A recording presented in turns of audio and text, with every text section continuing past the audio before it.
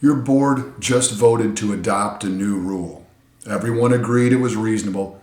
It solved a real problem in your community, and a court just threw it out. Not because the rule was unfair, but because your board didn't have the authority to adopt it in the first place. Today we're talking about one of the most misunderstood areas in community association governance, board rulemaking authority. This is a topic that affects condominium associations and HOAs every single day. And most boards are operating with a blind spot they don't even know they have. Let's look at 3 things your board needs to understand before it adopts another rule. Not every board has the same rulemaking power, and the difference is enormous. Here's something that surprises a lot of board members. Let's take Michigan, for instance. Condominium association boards have statutory authority to adopt rules and regulations that are binding on all unit owners and residents, and that authority comes directly from the Michigan Condominium Act. But HOAs and subdivision associations, they don't have that same automatic power. Their rulemaking authority, if it exists at all, has to be specifically granted by the recorded governing documents. So before your board adopts any rule, there's a foundational question that has to be answered. Does your community type and your specific governing documents actually give your board the legal authority to do this? The answer isn't always obvious, and getting it wrong means your rule may be completely unenforceable from day one.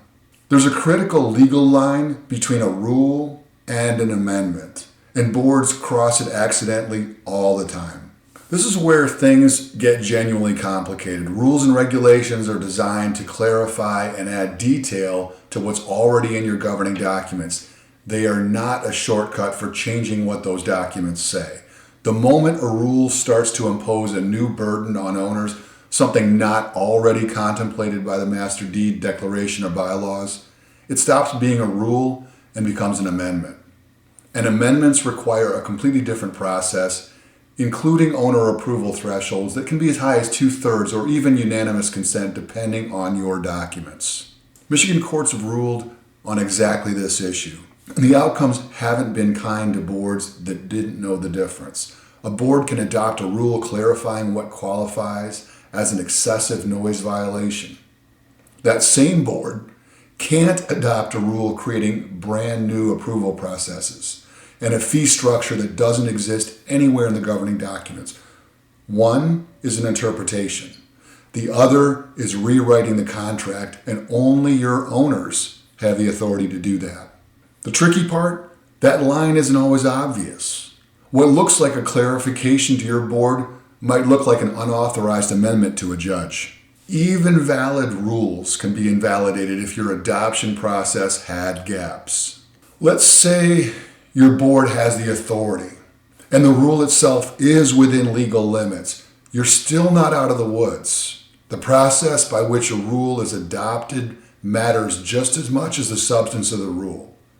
Your governing documents likely specify how rules must be adopted, how and when owners must be notified, and when a rule actually takes effect. Miss a step, even a procedural one, and you may have given a non-compliant owner exactly the opening they need to challenge your enforcement action.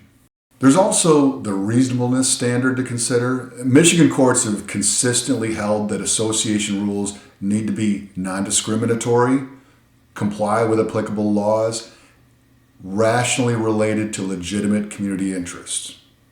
A rule that passes those 3 tests in your board's discussion may not hold up when it's examined by someone outside the room, especially if it was never properly documented, signed, or distributed.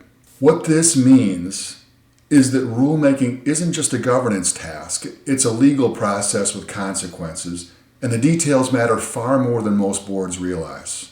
Here's the bottom line. Your governing documents, your community type, state statute, state case law, all interact in ways that aren't always intuitive, even for experienced board members. A rule that seems perfectly reasonable in a board meeting can fail in ways that create legal exposure, damage community relationships, and undermine your authority to manage effectively. This is exactly the kind of complexity that professional management exists to navigate. At our company, Managemax, we work with condominium associations and HOAs to make sure their governance infrastructure, including rules and regs, is built on solid legal ground from the start. If your community doesn't have a current, properly adopted rules and regulations framework, or if you're not certain your existing rules would hold up under scrutiny, that's a conversation worth having before the problem surfaces, not after. At Managemax, we know that effective community management is built on transparency and systematic excellence. We provide full-service HOA and condominium management across Southeast Michigan, handling everything from accurate financial reporting to proactive maintenance. Our goal is to reduce the burden on your board while protecting your property values. If you're looking for a partner who values accountability as much as you do, visit us at managemaxproperties.com. Let's build a stronger community together.